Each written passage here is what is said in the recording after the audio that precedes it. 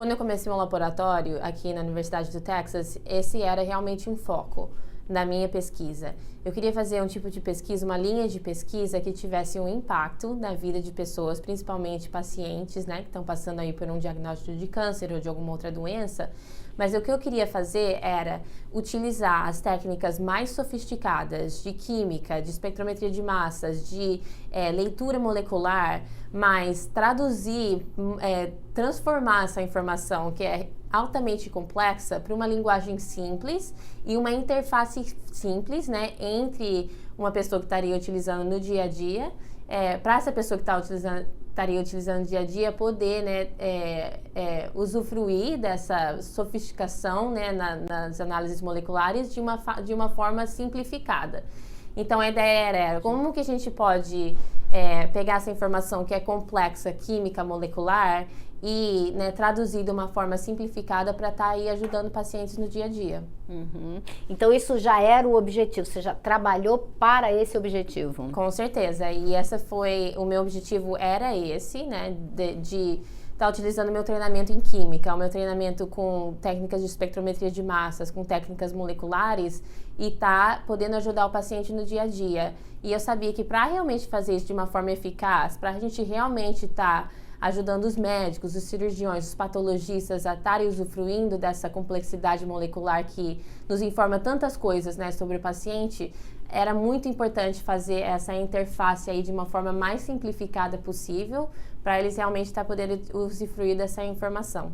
E teve alguma coisa na tecnologia que surgiu, que foi desenvolvida, que existe agora e que permitiu isso e que 10 anos atrás não seria possível?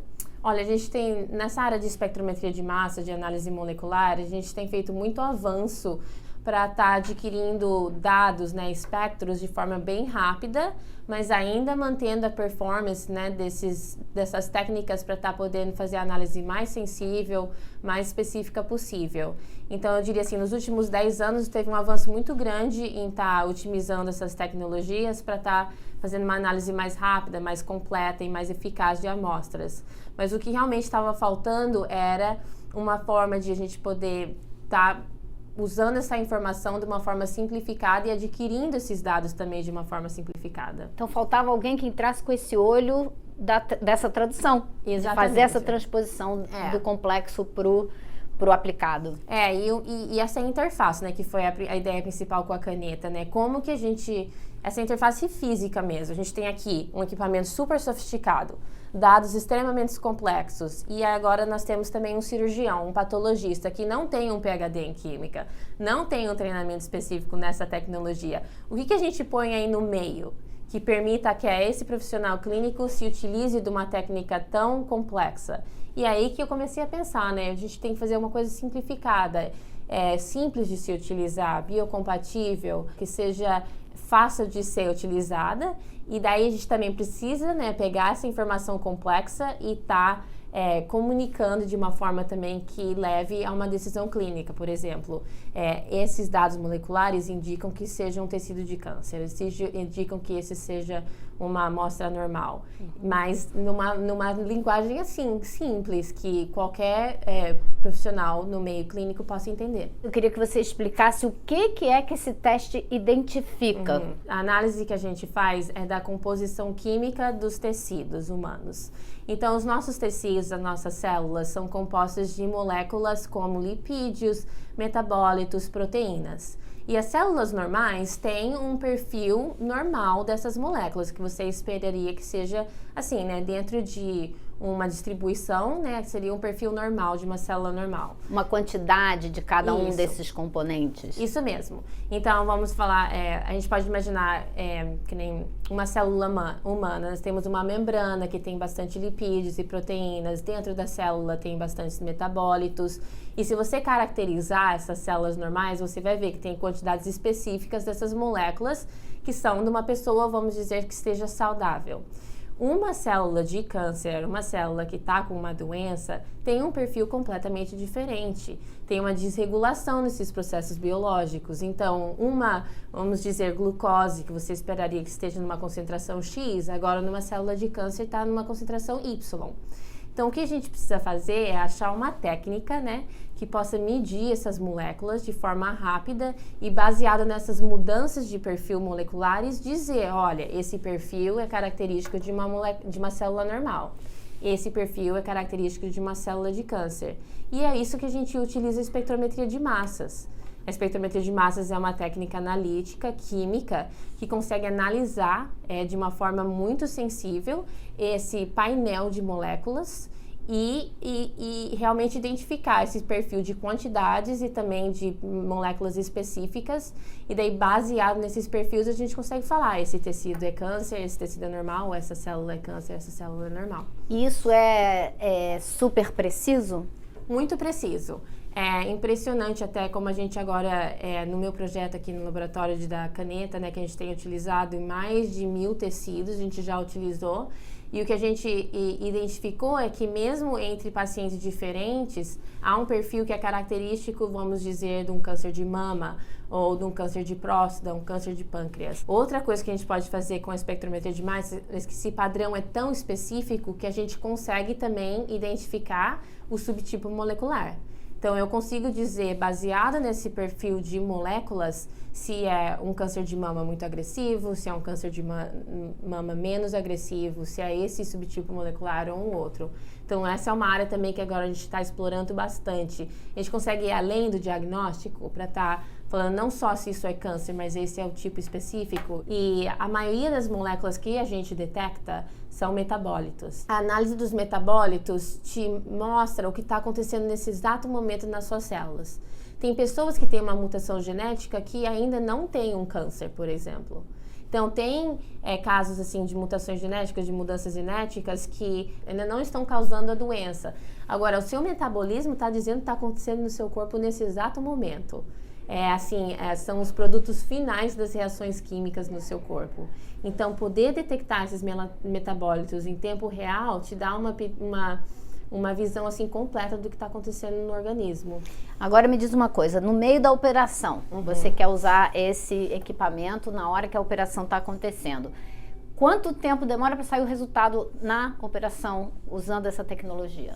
Então, a análise de massas por espectrometria de massas é muito rápida. Em menos de 1 segundo a gente consegue um espectro que é característico dessa amostra. Agora, a análise com a caneta, a gente está mais ou menos num tempo de 10 segundos por região que é analisada. Então, se você comparar com o processo clínico, né, que às vezes durante a cirurgia é 30, 40 minutos, ou no pós-operatório 1 ou 2 semanas para sair um diagnóstico final, a gente está adquirindo esses dados em questões de segundos e poderíamos estar, né, informando o cirurgião ou o profissional médico já em questões de segundos qual que é, né, o diagnóstico daquele tecido. Quando a gente desenvolveu a caneta, o foco era ajudar, né, o cirurgião a estar fazendo uma análise do tecido e estar reconhecendo qual tecido é câncer ou normal durante a cirurgia. E para os pacientes isso tem implicações enormes, né? A maioria dos pacientes com câncer vão ser submetidos a uma cirurgia, né? Praticamente o tratamento ainda principal para a maioria dos pacientes com câncer.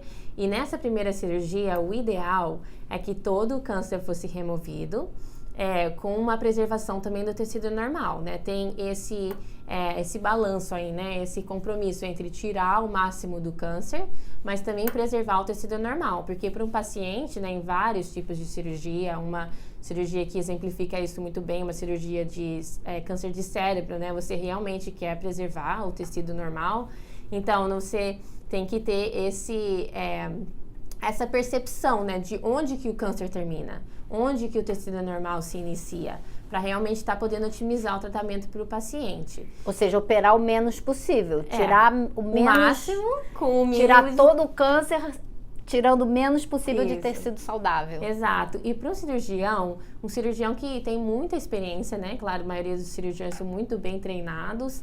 E mesmo para cirurgiões que têm essa experiência, pode ser muito difícil de identificar, né? A olho nu, olhando naquele tecido, essa margem, né, entre o tecido normal e o tecido de câncer. Então, da forma como eles fazem, alguns cirurgiões fazem hoje no meio clínico, eles retiram essa amostra do paciente, né, a parte contendo câncer, e mandam para um laboratório, que é numa sala diferente ao centro cirúrgico, E nesse laboratório de patologia, eles olham com microscópio esse tecido e avaliam se todo o câncer foi retirado ou não. Não são todos os cirurgiões que fazem isso, mas bastante fazem. Então, eles esperam durante a cirurgia para receber essa resposta, né, do patologista que estará falando, olha, ainda tem câncer na margem, precisa retirar mais ou não, já está com uma margem limpa, né, sem nenhum câncer. Há a possibilidade de se fazer essa análise durante a cirurgia. Não são todos os centros cirúrgicos que fazem. A gente fala que é a análise de congelamento. É porque é muito caro? Ela não é muito exata. Porque você tem que congelar o tecido rapidamente, corta o tecido, colora o tecido e faz a análise por microscopia. E também estende a cirurgia. Então, agora você está com o paciente na mesa cirúrgica, está ainda exposto, né, a todos os riscos de infecção, de anestesia por um tempo prolongado. Você aumenta o custo da cirurgia, porque você está aí numa sala cirúrgica por um tempo maior, esperando esse resultado. Então, muitos cirurgiões acham que não vale a pena, né? Além do fato de essa análise poder ser inexata, né? No diagnóstico. Então, na maioria dos casos que se faz se completa a cirurgia com a percepção do cirurgião e depois de 1 ou 2 semanas se tem, então, o diagnóstico final, se a margem estava positiva ou negativa. E aí o que acontece é que muitas vezes o paciente volta para a mesa de operação, né? Exatamente. Então, para os pacientes que se descobrem depois da cirurgia que ainda há câncer na margem, as implicações são muito grandes. A maioria dos pacientes tem que voltar para uma segunda cirurgia, ou se faz um tratamento de quimioterapia mais agressivo, uma radioterapia, que tem consequências muito grandes, né, para o paciente, efeitos adversos. Então, a ideia é como que a gente pode capacitar os cirurgiões, né, com tecnologias moleculares assim, de alta ponta, para estar utilizando essa informação durante a cirurgia e estar fazendo uma decisão clínica que seja melhor para o tratamento do paciente. E realmente foi isso que motivou o desenvolvimento da caneta. Nós publicamos o primeiro relatório, né, o primeiro estudo no desenvolvimento da caneta 2 anos atrás. E desde então a gente tem feito todo o processo, né, para estar fazendo os experimentos durante a cirurgia, a parte de ética e tá também trabalhando com os pacientes. Porém, como a gente ainda não tem a tecnologia validada pelo FDA aqui nos Estados Unidos ou a Anvisa no Brasil, nós ainda não podemos, né, estar comunicando o nosso resultado para o cirurgião.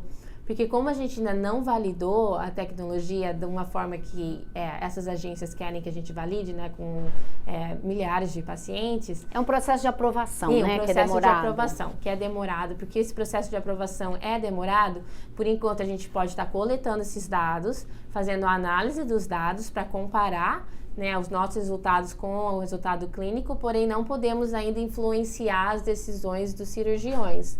Por isso que, embora a gente esteja fazendo análise nessas cirurgias, e agora a gente já fez mais de 100 cirurgias, a gente só comunica os resultados depois da cirurgia. Já teve alguns casos que a nossa conclusão, o nosso resultado não foram iguais à avaliação do cirurgião. Então, por exemplo, teve uma cirurgia de câncer de mama que a gente analisou, né, essas margens cirúrgicas e de imediato a gente já conseguiu identificar, né, nós que estávamos fazendo os experimentos, que o tecido era normal. Porém, a cirurgiã achou que ainda tinha câncer no paciente e resolveu fazer uma mastectomia completa.